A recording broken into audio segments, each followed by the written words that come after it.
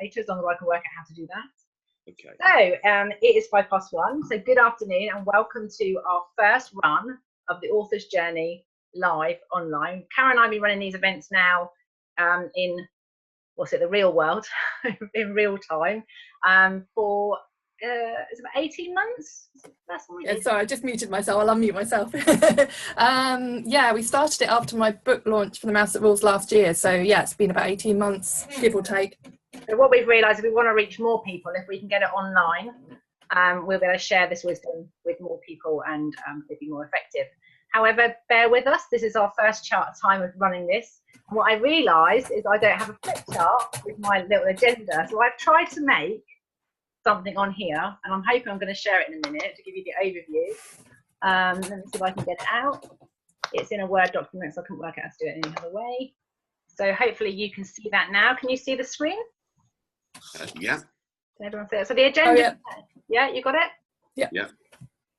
I can't see any of you now apart from Karen, so I can't see anybody else. So you have to verbally say yes or thumbs up, and Karen hopefully can see you as well.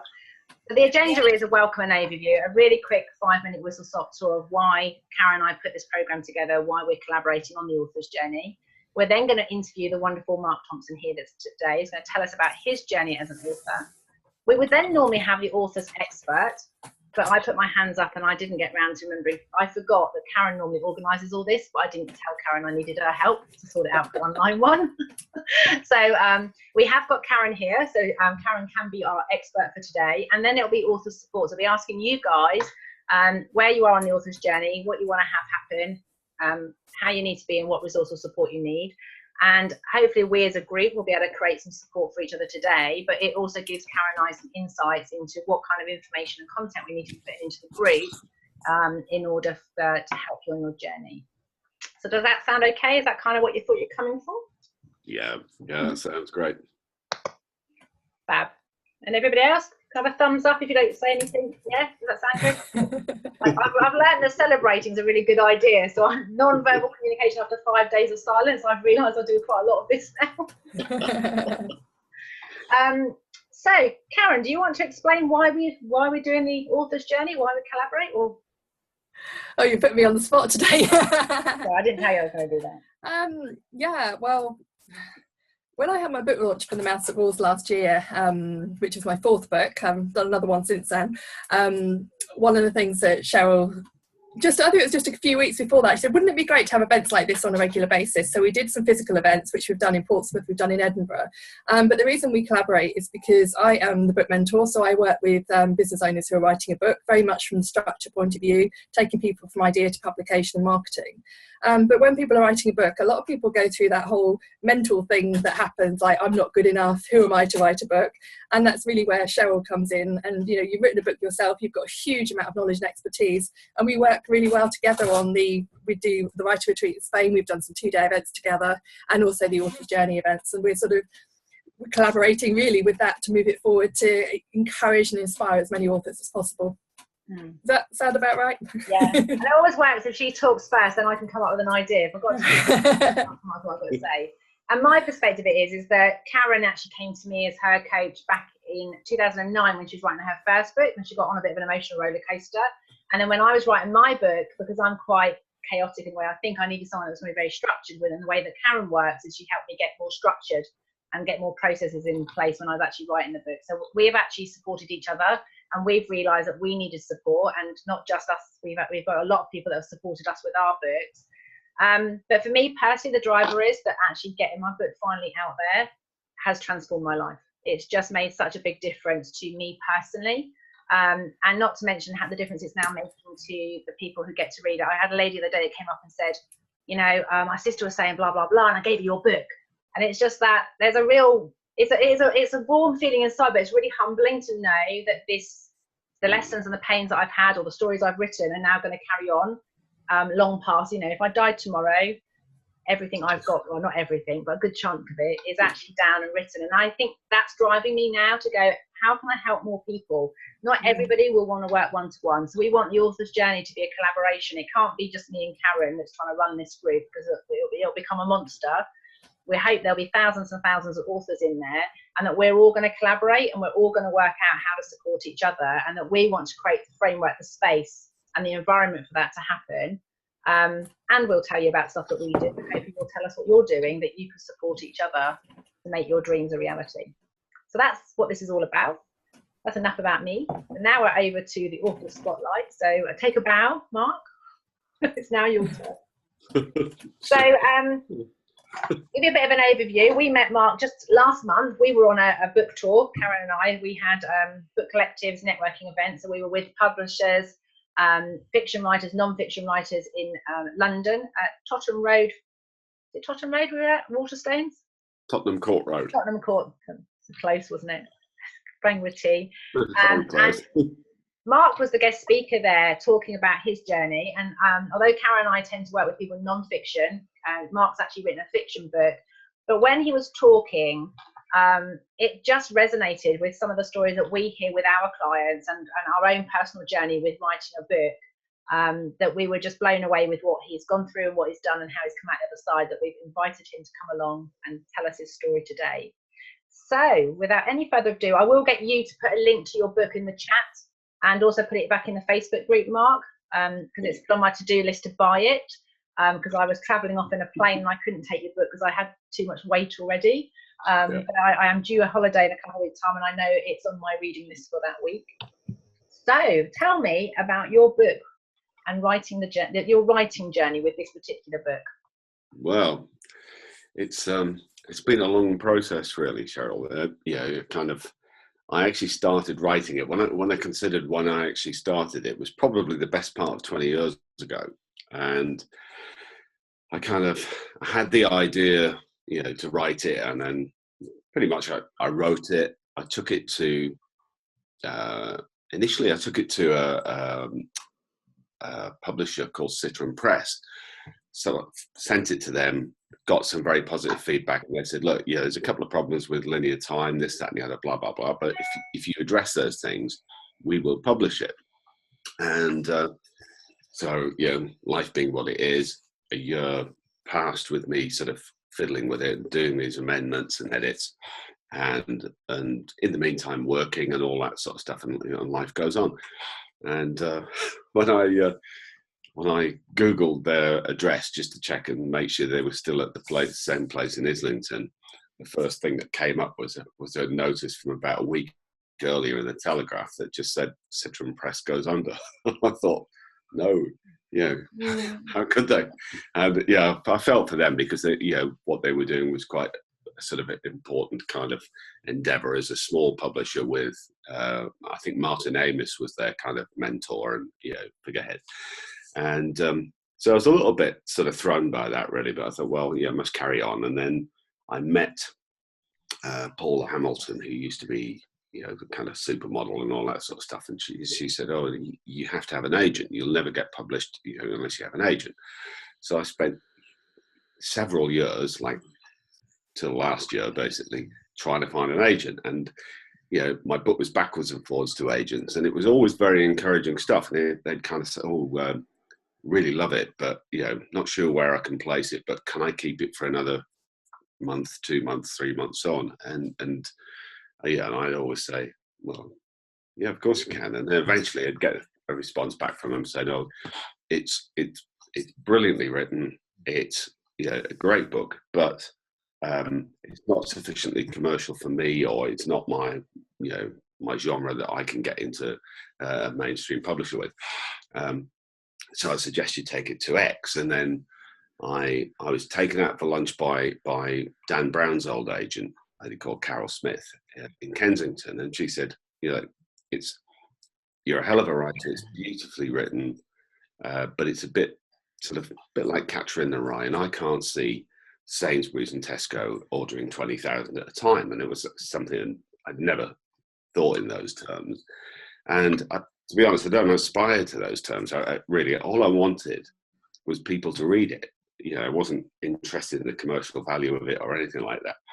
And I realized then as well that at that kind of level of agent, I know it's a business, you've got to be realistic about what it is. It is a business, but you know, I realised then that the focus for them was volume sales, you know, like massive sales, like Dan Brown has or whatever.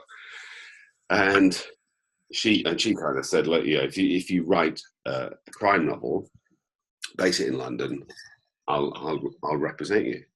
It's just, you know, and I thought, wow, well, at least that's, you know, that's something really fabulous. And I kind of walked away from that thinking, oh, that's what I'm going to do. And then I thought, actually, I really believe in Dust. You know, I mean, it wasn't called Dust then. The sort of name change came about from Red Door. But I just thought, no, you know, sometimes you've got to stick to what you believe in life. And, you know, and I just thought, can you just tell us a little bit about what the book's about, just for the benefit of the others that don't know, because that might. Yeah, it's a kind of, it's a sort of rites of passage novel, really, and it's about two young boys. It's set in America at the end of the 60s. It's about two young boys and their relationship between each other, but it's really very much about how they see the adult world around them.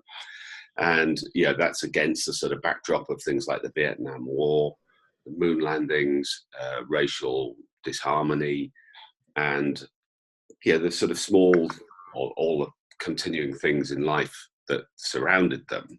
And you know, I really wanted to examine sort of their relationship, but the sort of relationship between sort of 10 and 11-year-old boys and the adult world, because 10 and 11-year-old boys are far more complex than perhaps their parents really want to believe. And that was another thing I got from some agents was, you know, one lady in particular was, she was Italian, she was a lovely lady, and she said, oh, I've got two 10-year-old boys and I can't believe that they would think, you know, these thoughts. And I thought, yeah, they probably do, but you know, you just probably don't want to think that they think in those terms. And yeah, kind of, I went back to my own childhood. That was my kind of source material. And it's not autobiographical, but there are elements of it which, you know, are true to my thought pattern at that time. And it's not like it was just me. It was, you know, my best friend, who, you know, we're still best friends and we've been best friends since we were 7. Steve Jones, he was kind of my model for, you know, for one of my characters, for my main character, El Greco. And we did some of the things that are in that book. I mean, you kind of tend to use some autobiographical events or, you know, thoughts to build on. So, you know, kind of, and that frustrated me a little bit sometimes. And people say, oh, I can't quite believe in your characters because they're a bit too adult thinking. And I thought, no, that's how we were. And when you look at it realistically, you go to senior school. You know, I went to grammar school when I was 11, and all of a sudden you're in a different sphere completely. You kind of, you know, I was at school then with 17, 18-year-old boys who were in the lower 6th and upper 6th, and you know, and they were going to pubs drinking, you know, at lunchtime, you know, and all that sort of stuff. So, you know, kind of, there is a strong sense of reality underlying it, which, you know, was part of my kind of my mission really in writing it, was that I wanted to explore that, and I really wanted to write the book that I wanted to read. And yeah, that was kind of part of my process. But to actually get to publication has been a real roller coaster. And I decided that I was going to just publish it myself, you know, through Amazon or whatever, and let go of it, because, you know, it was quite a big baby by then. You know, it's like nearly 20 years old. And, you know, so I was kind of, you know, sort of going down that route. And I said to Liz, my partner, you know, kind of, look, that's what I'm going to do now, because I can't move on. You know, I've started several other novels, got so far with them, and always come back to this, and thought, you know, it was a burning passion to have it published. And all I ever wanted to do was to walk into like Waterstones or somewhere and look down the shelf and see it, you know, and just think, wow. And I do that. I digress a lot, so I'll try and stick with things. But that's when I was about to do that, and I read an article in the Independent newspaper about about Red Door, and I thought, these people sound so passionate, and this, that, and the other. So I thought I'd give it one last go, and I submitted the first 3 chapters to them, and they sent me a thing back in a couple of days saying, love the first 3 chapters, can we have the rest? And I got all excited, and Liz said, don't get carried away, you've been down this route a few times before, and anyway, the rest is kind of history, really. I sent the rest, and then they rang me and said, look, we love it, we're going to publish it. So since then, it's been, it's just been a dream come true, really. Do you have a copy there to show us? I have a copy, but it's upstairs. Okay, don't go and wake everybody up. No, not on holiday. No, but it's we'll get pictures later. So I think you've kind of covered the next question but why did you write your book? Well, it was, I've always been drawn to writing. I really wanted to be a journalist, and sort of foreign correspondent, and I wrote some test reviews for the NME years ago, and for music reviews, and they went down very well, and I kind of had all these opportunities that I didn't really take, really. And I was a stringer on a regional newspaper when I finished my degree, but couldn't get a permanent job, and that's life, really. But I've always kind of written short stories or little vignettes about people on the bus. Quite often I'd sort of look and think, I wonder what your story is, kind of, and sort of jot things down. And I've always had that sort of fascination with characters and their situation and so on. And a lot of my influence was 20th century American authors, really, people like William Faulkner and Hemingway and Steinbeck and James Baldwin, and recently sort of James Sallis and stuff, but Cormac McCarthy. I've just read lots of other authors as well, English authors like Graham Greene and countless others. But I've always been drawn to characterization and the examination of people, really, and that's my real thing. And part of my motivation for writing that Dust was that I found myself doing something that I was aware of being kind of the victim of it, as it were, when I was younger. And I went to see some friends, and their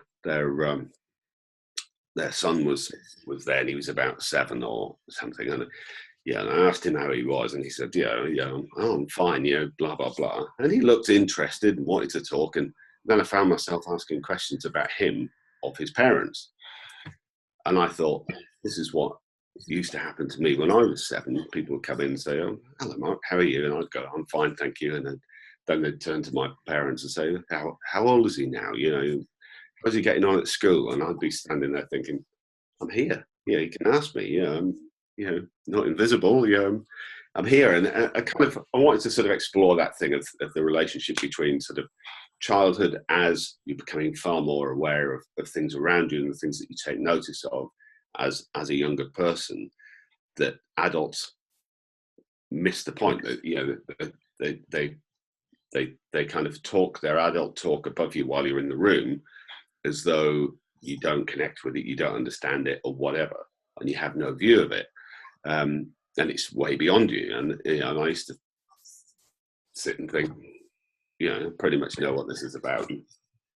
So I wanted to sort of explore that, really, and that's what I set out to do. And I loved the journey. And I think once I kind of got into the narrator's thought process, that was another kind of thing that somebody asked me a while ago on an event.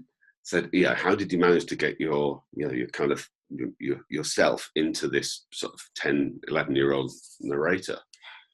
I said, I found it surprisingly easy, and I think I probably was locked at 10 or something, so a slightly embarrassing admission to have to make, but kind of I figured that that's pretty much where I probably sat somewhere. I think we're all locked at some point, but probably I'm probably closer to 11 than 59, really. So I think that was my sort of starting point. But what was the most important thing that you've learned through this process of writing the book and getting it published? You don't need an agent. I think that's I was locked with that idea for so long and had it to so many agents, so many encouraging responses, and there was only one person I received a response from that was negative, and that person had been recommended by another agent who said, "Look, send it to this lady. She'll either love it or hate it, but she'll tell you which way, and that's her style." And got a note back from her that said, basically, "Don't like your story, don't like your style." And I thought. And I felt quite crushed by that, really. I thought, hang on, keep perspective.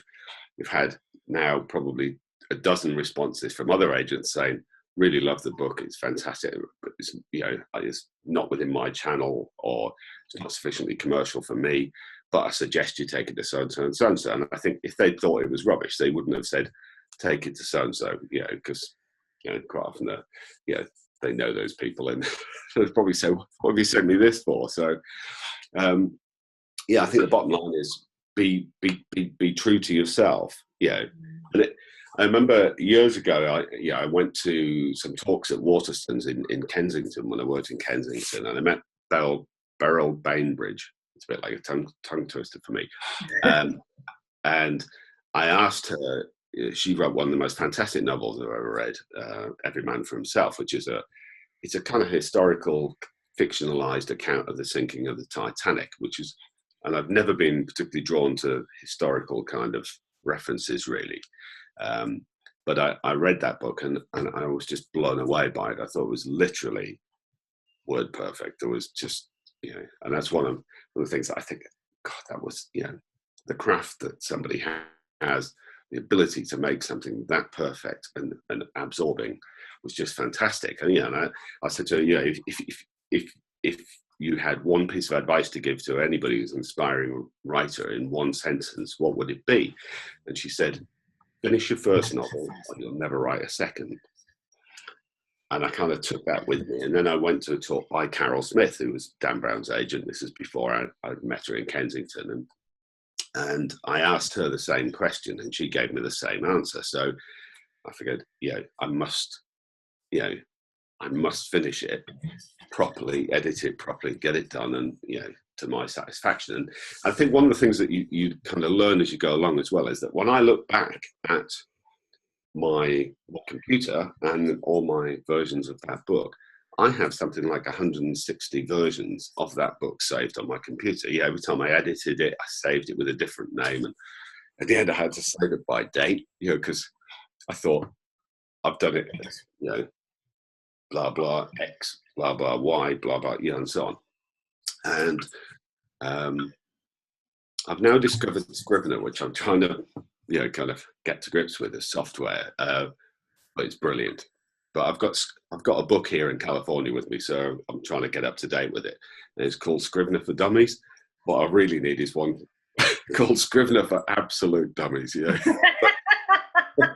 I'm doing my best with it, but it's really simple stuff. But it's just a question of learning systems for it. But it's just so much better in terms of being able to edit and and view your original piece against your edited piece and read them both together. So it's fantastic as a piece of software. I wish I'd had that years ago. But so is that the thing you wish you'd known before you started about Scrivener, or is there anything else you wish you'd known before you started? Yeah, I wish I'd known that the search for an agent is just immensely time consuming, and it kind of puts everything on hold as well, because if you submit something to an agent, they want, or they used to want anyway, kind of personal submission to them, and nobody else could see it until they decided which way they were going with it. And I think that kind of leads to its own sort of self-expectation, really. And you kind of hang on to your dream, thinking, oh, this person's now in control of my dream, basically, and pass it back and say, oh, not for me, take it to someone else. I suggest you take it to whatever. But for me, my kind of involvement with Red Door changed my perspective on that massively. And now I just think, find a great editor.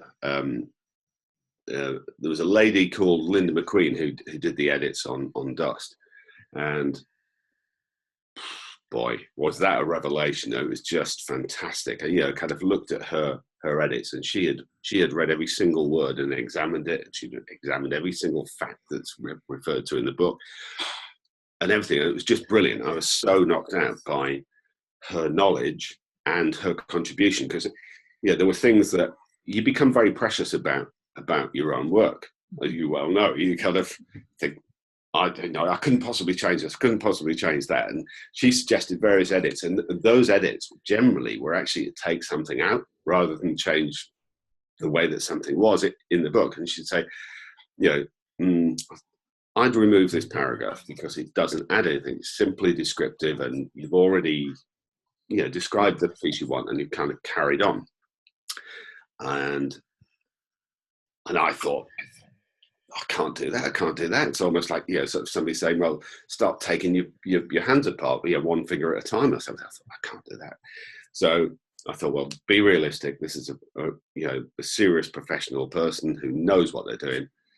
Stand back, be a bit more objective, and look at it. So I made the changes that she suggested and then read back through them. And I thought, oh my God, it's so much better for missing things out. It's a bit like drummers in a band. I play in a band, and if you've got a busy drummer who's always bashing away, it doesn't allow space for other things to breathe. And I always think that the best drummers you can kind of value them by what they leave out rather than what they put in.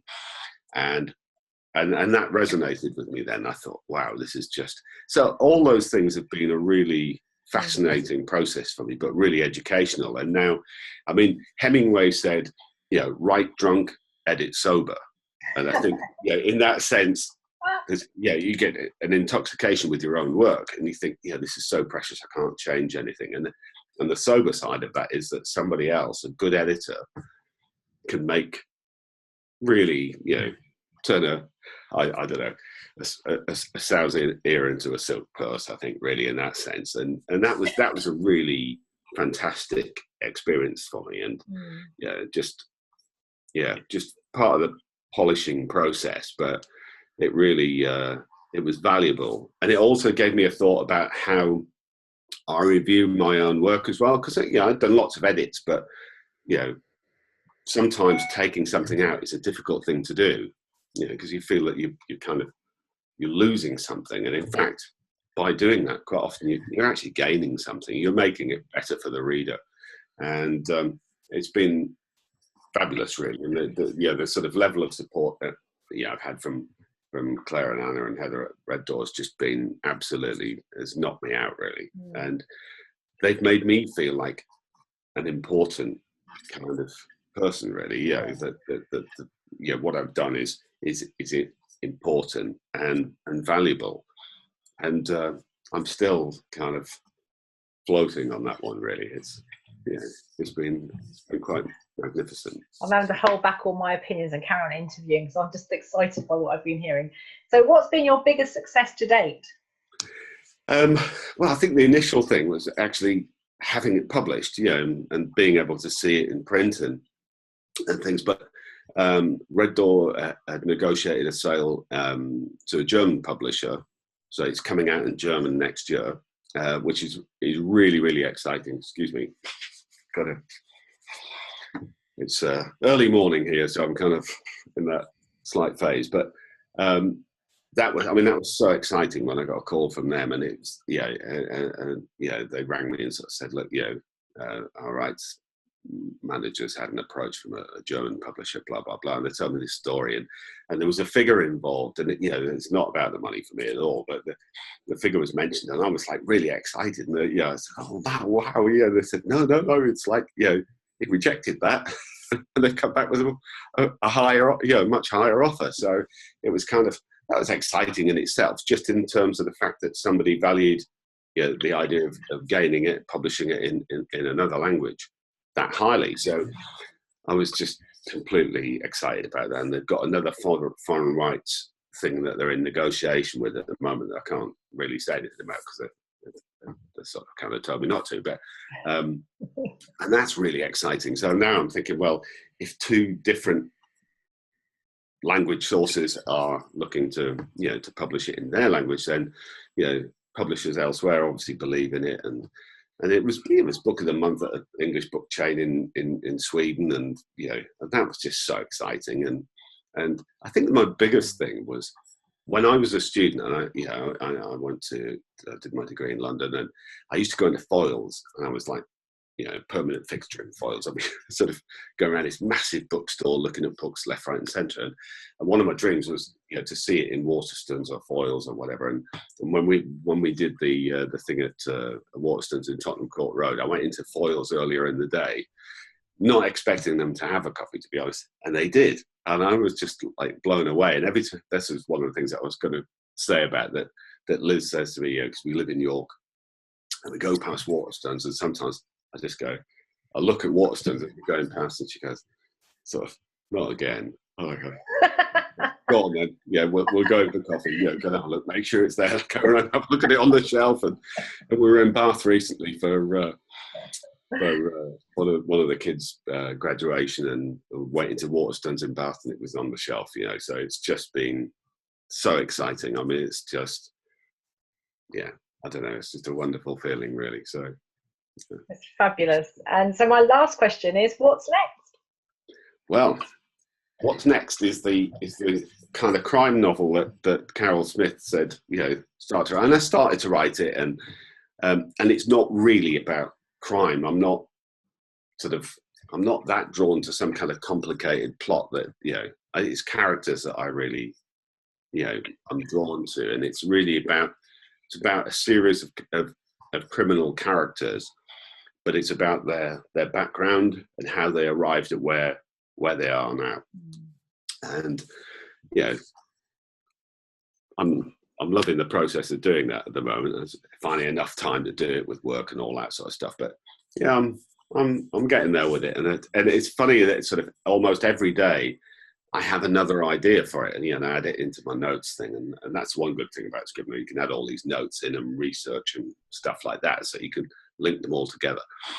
And I just drive along, and bing, something comes up, and I think, oh God, yeah, that would be a good idea. Sort of examine them age 7, and again 7 years later, and where they sit within their projection up to where they end up on this unified kind of plane, really.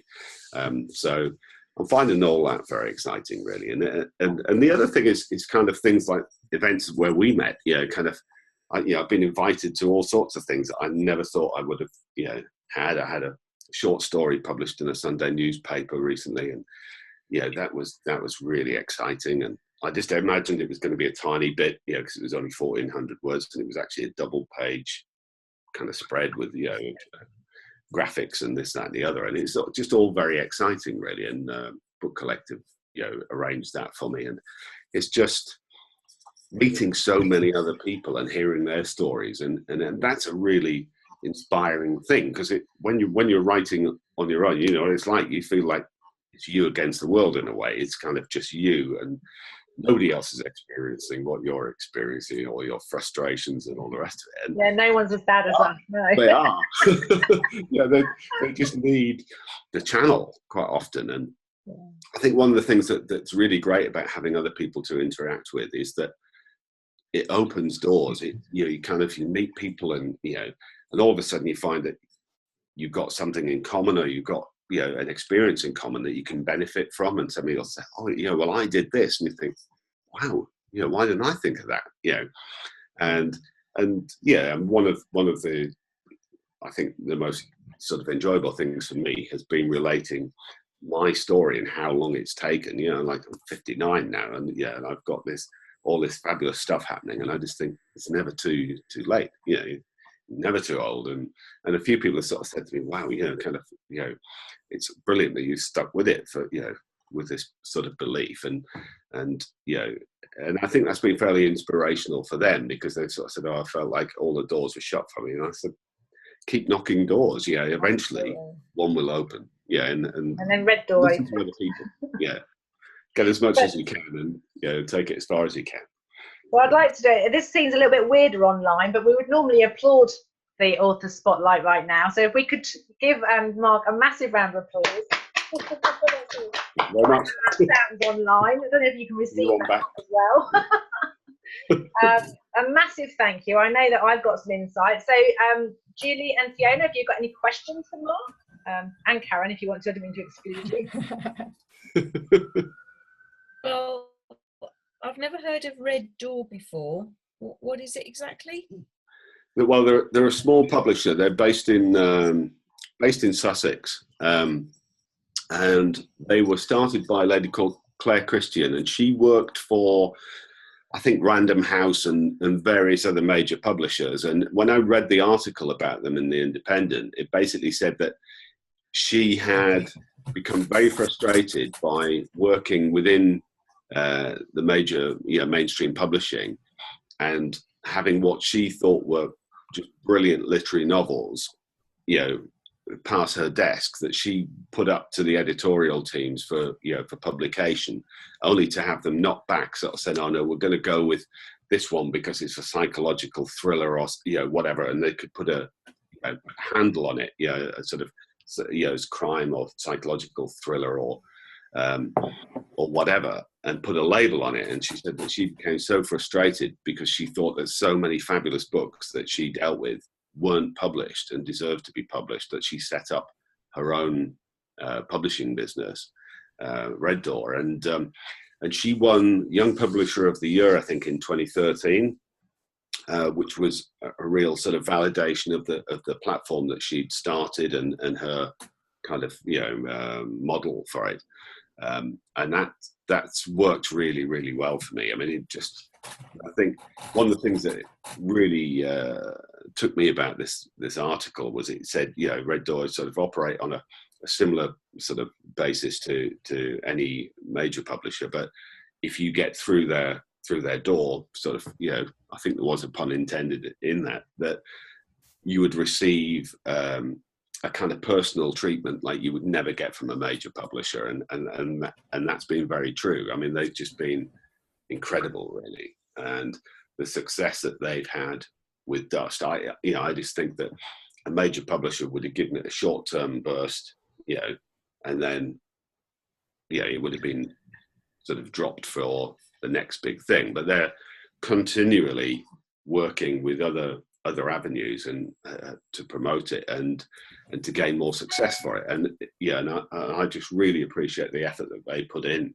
And it's we're like friends. We're all friends, and it's it's very much like a little family. And it's and they encourage their authors to support their other authors, and that's a very much mutual thing that we retweet each other's things, and we sort of support each other in that context. And it's very much like sort of the way that Karen and Cheryl have kind of sort of promoted the idea of support between authors, that they're doing that within their publishing structure as well. So maybe we need to have them in as our author expert one month and get them to do that.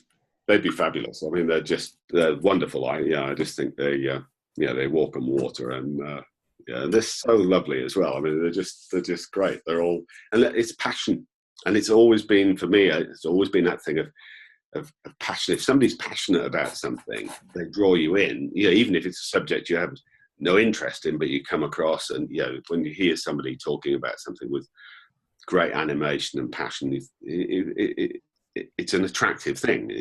I think it resonates with us, I think, as human beings. And I think the passion is just such a, you have it, Karen has it, you can see it, and I think it's just a wonderful thing.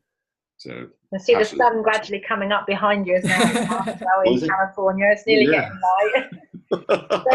So I've got my coffee, I'm all set. The authors and support section. Julie, do you have any questions? Who, me? No, Julie. Julie. Yeah, Julie had her mute button on. I just saw it. Hi, Julie. I've got a bit of a summer cough, so I didn't want to disturb you in the background. I think it's. I just looked you up actually on Amazon and noted that you have actually filled in your author profile, because I've just been doing some searching around in terms of categories for my book, and trying to decide where it's all going, and noticing that so many people haven't got their author profile filled in on Amazon. Do you find that is helpful? I mean, it's a little bit off the wall from what we're doing. I think it is, and I think, and one of the things that actually, one of the benefits that I've had from Red Door really has been their kind of guidance, but also their passion for me to kind of say, this is me, you know, this is you know, this is who I am, and this is how I think, and you know, what I want to achieve, and this is my story. And I think that's a very important thing for somebody who's reading about you as an individual, can resonate with, you know, in terms of making your book more attractive, because quite often people want to see what's behind the book. And that's one thing that I found from doing sort of events and stuff, that people ask you questions quite often that you're not expecting, and it's because to them that's an important issue. And I mean, I felt like a bit of a fraud on some things, because I kind of appeared on some things, and because my book is set in America, one of the things that I kind of received as a knockback really from agents, it was actually my biggest hurdle, was that they'd say, oh, well, look, the American market, publishers won't take a foreign author writing about America. They're very kind of prescriptive about it. And I to some of them, I said, well, look, most crime writers write about a murder, but I very much doubt that very many of them have actually committed a murder. Yeah, if you look at the number of crime novels in circulation, the streets would be littered with bodies, wouldn't they? If they were all out murdering people. I said, it's imagination. You know, so why should that be a negative thing? And actually, in that process, since then, I've got an agent who's, you know, sent me a contract from New York, and he said, look, if you were an American author and you captured this narrator's voice the way that you have, we'd give you big pats on the back. So the fact that you've done it and your English is really outstanding, and I can sell this in America. Yeah, so he's actually now working on behalf of Red Door to try and get an American publishing deal. But I think part of the, as you know, going back to your point about you know, giving your kind of biography and so on onto places like Amazon, is that people get a sense of who you are and what you want to achieve. And I think that's quite important, really. If there's nothing about the author, then there's sort of little interest beyond the book itself. And I think that gives you the opportunity to kind of state your belief and where you want to go. And quite often people will look at that and think, oh, you know, this person sounds interesting, so I'll give the novel a go based on the reviews. So I think it's a double-handed thing, that, you know, it complements the reviews that you have, you know, for your book. Yeah, so no, I totally agree with you. And I think it's probably, you know, I'm writing non-fiction, as Karen and Cheryl have, so I would say it's even more important, which is why I'm kind of like a bit amazed that these books that I'm just doing some research on to find that sort of, you know, the comparables, if you like, in the same space as myself at the moment, haven't actually got that part of it sussed out. And you would think, well, that's a bit strange, but, you know, you can never odds people. In terms of doing the traditional publishing route that you have for Dust, do you think on your next book that you're going to go more of a hybrid, or are you under contract with Red Door to do your second book, or are you not able to say at the moment? No, I'm not. But my tendency is, you know, I've had this offer from the agent in New York, and, you know, that's a very flattering thing, because, you know, I think, wow, yeah, I can say, yeah, I've got an agent, and, you know, based in New York, and, you know, it's a very sort of international feel. But my tendency is to kind of stay with Red Door, you know, because of my experience with them. And their model is, you know, is slightly different to a mainstream publisher, because mainstream publisher like Random House has millions and millions behind it. Red Door don't. Obviously, the three ladies, you know, 2 full-time, 1 part-time, and basically, you know, if you're taken on as an author, you have to pay for the initial publishing costs, because they can't weigh that. They've got to pay their own, you know, wages and all that sort of stuff, and they've got quite a few books on the go. So that was, it's a, you know, relatively small initial cost to you know, for print run and all that sort of stuff. Which is, you know, So they're more of a hybrid publisher then, as opposed to... In that sense they are, and it's a model that works really well for me because I've made an awful lot more money than I've had to sort of invest in that, but I've had a level of support and input into the industry far greater than, to be honest, I think far greater than I probably would have got from Random House. I mean, they produce so many books that quite often, you just don't see anything about them, and you're just a number. Without choice. Yeah, and you're a number, and that's the truth of it. And and I think that's why I find my experience has been a dream come true, really, and they've achieved things for me that I just never imagined. So do they do non-fiction as well as fiction? Yeah, they do. Yeah, they've done a book recently, which was Clive James, and it's about his sort of songwriting kind of processes, because Clive James is very multifaceted person. And he's and that's been a big success for them as well, and they cover anything. I think the bottom line is, if they believe in that particular book, then they will give it their all, and I think that's a lovely thing. And I think your point's really well made, actually, that if you're writing non-fiction, I think it must be very important for somebody who's looking at a non-fiction book to see something about the author, because what's the author's basis for writing it? Kind of, I mean, fiction, fair enough, it's it's just imagination gone wild usually, but for a factual book or a non-fiction book, then I think the author's position in relation to that is quite an important selling factor, I would think. And I'd say, like, make your biography as strong as you can, and sell your stuff as well as your book. I was just surprised as I was looking at it, and I thought, oh, that's really odd, but maybe it's just that people miss it and they don't realise that it's there. It's one of the things that's on Karen's to-do list when she works with her clients, to make sure they do it. And I think it's because you've gone through this, going around the houses, you've been doing your editing, you've been doing your publishing, and you just think you're going to finish, and we go, got to do your author thing now. And it is because there's an overwhelm of so much being done that I think there's quite a few times, I think, in the writing process where you think, I've finished, and then you go, oh, I've got to do that bit now. So I think it just gets lost in the system.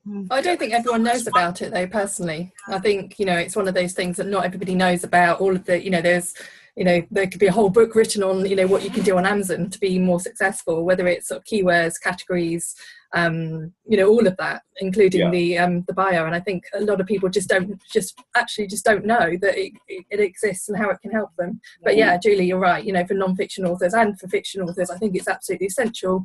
Because you've got to market your book. And that's part of the marketing, whether you're a fiction writer or a non-fiction writer. And for me, it's a key part of the process. But I am aware of time, and we are going to finish promptly at 2. I like to do things on time if I can. So the support section normally is talking about what we're tentatively writing a book called The Author's Journey together. But we're not really doing it in 2018 because we don't want to start writing one this year. We really no. And we need to get the books that we've written published and marketed and sorted. But we are doing a lot of these interviews, and we will be doing lots of interviews over the next 18 months, collecting stuff. And we're mapping out the journey, because I think that when you know what the whole journey is like, and you can kind of position where you are on the journey, it can help you have a reality check. It can also help you work out what steps you need, what support you need. And so where we're at the moment, and I should have had a visual, but I haven't, so I'm going to have to do some auditory, is we believe that there's a dreaming phase where you just have it in your head and you just go, one day I'm going to write a book, never say it out loud. Then you have a talking phase where you start telling people that you are going to write a book. And then that becomes a little bit real, because then about 2 years later, someone comes back and goes, have you written your book yet? And you go, oh, I've gone from talking, now people know about it. And then there's a bit where, and we're not quite sure which order this is, but there's probably a budgeting bit. Because to go from talking about it to actually writing it, I think what we've noticed is people go, I can't afford it, it's too expensive, so that's when I get involved with, like, people's critic gets involved because they start worrying about how they're going to afford it or whether it will make money, would everybody buy it. So there's a budgeting thing that has to go on. And actually, working with Karen was the thing that transformed it for me. Once I worked out how many books I'd have to sell to pay for it to get printed, I had belief in myself I could sell that many, or I could get 4 coaching clients to pay for that bit. Once I'd worked out I could pay for it, it kind of got me over that hurdle. The next bit then is structuring it. Although some people might start writing it first, then realise they've written a load of waffle with no structure. But we do, Karen, which I did, and Karen kept telling me to structure, and I go, I can't, I just need to get it all out first. So there is a bit of structuring required and the planning of it. And then you do the writing. And then, as you already talked about, the editing. And then there's the publish, and then also design and formatting.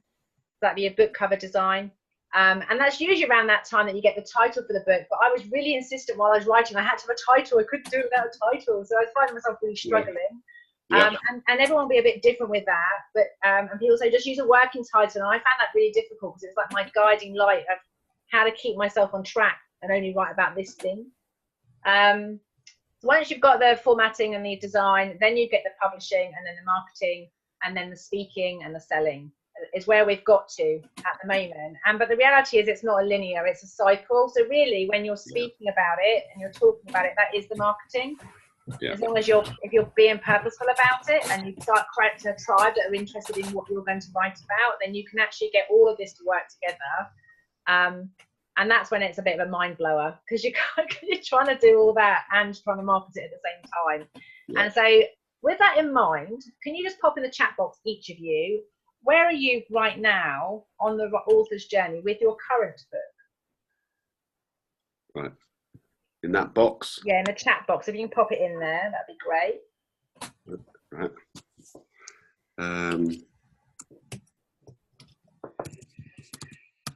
I've just realised, Karen, we've moved from dreaming to talking. Oh crap. It's already moving out. Well, I've done a few interviews, audio interviews for some of my clients who have gone through the process. So they're not live like this one, but I will be sharing them in the author's journey, and they just need editing. I was doing one last week, and I said to the guy I was interviewing, I said, let's try and do it without any errors, anything going wrong. And who fluffed up the introduction? I did. Being human, isn't it? It's actually interesting. I just thought, sorry to interrupt you, Carrie. I just thought Julie wrote, I think there's another bit we haven't got in here is researching, which I conveniently skipped that in mine. I just wrote from my heart and didn't do any researching. Researching is so important. I got one client at the moment, she's doing a survey, so she sent it to me yesterday, and she just, because she's although she coaches around a particular topic, she's niching really quite narrowly within that topic with her book. And one of the things she's doing is she's putting together a survey, which I'm sure she'll share in the author's journey at some stage, because she wants to, really get to grips with what people want to hear from her. So research, whether it's on the internet or whether it's talking to people, interviews and surveys, I think that's just, for a lot of people that's key. And also fiction as well. I'm sure you find that, Mark, because you need to research, even though you're drawing from some of your own experiences, you've still got that, you still need to do that research. Sometimes one thing there about the research, I did loads of research for Dust. I did tons. And just as a last quick aside, when I was part of a talk process down in Hove near Brighton, and a lady in the audience said, you really brought Savannah and Charleston to life for me, two of my favorite cities in the world, how long did you spend in Savannah and Charleston? And I had to then say, well, actually, I've never been to Savannah or Charleston, and I think that's part of the imagination process, that you can make things real without ever having been there. And and I think that's probably very much a thing for everybody, as long as you envisage it, and particularly for fiction writers. But I've been close to them, but I just haven't been to them. So anyway, Julie's just written there, word becomes pictures in the mind, and I think it is. What I've realised listening to you today, Mark, is that whilst I wrote a non-fiction book, it was a self-help book. My story was in there because that's the driver. And actually, that even though yours is non-fiction, it is still your story. It's your experiences of how you see human beings and interactions and relationships. And so it doesn't matter what kind of book we're writing, we are going to reveal a part of us in it. And I think that's where sometimes we can get some research. I also think with all of these processes, these steps, you can get to the point where you get stuck in some of them. Yeah. And so if you know you can do like loads of research and there's never enough, you can get loads of feedback and it's never enough, or you can do loads of writing and you don't actually get a book. So my thing to you guys is just to be aware of that. So just listening to what we've got here, I'm aware of time. I have a call at 2:30, so I do need to finish promptly. But I am aware of the questions I would normally ask. Go on. I need to go. I'm sorry, I've got to be on another webinar at 2, and I'm supposed to be co-hosting and needing to find out how to co-host it. So thank you so much. Bye, Julie. No problem. I'll put the questions in the Facebook group, Julie. Okay, will do. Yeah, brilliant. Yeah. Thank you. Contact me. Bye. Cheers. Bye. Bye. So I'm just reading out the comments you've got there. So you've got Julie's in the brain dumping possible content research marketing. Fiona, you've written 2 books, printed them, and you want to get it out there without using Amazon at the moment. And you're doing the character notes in the process at the moment, and plots and research, Mark.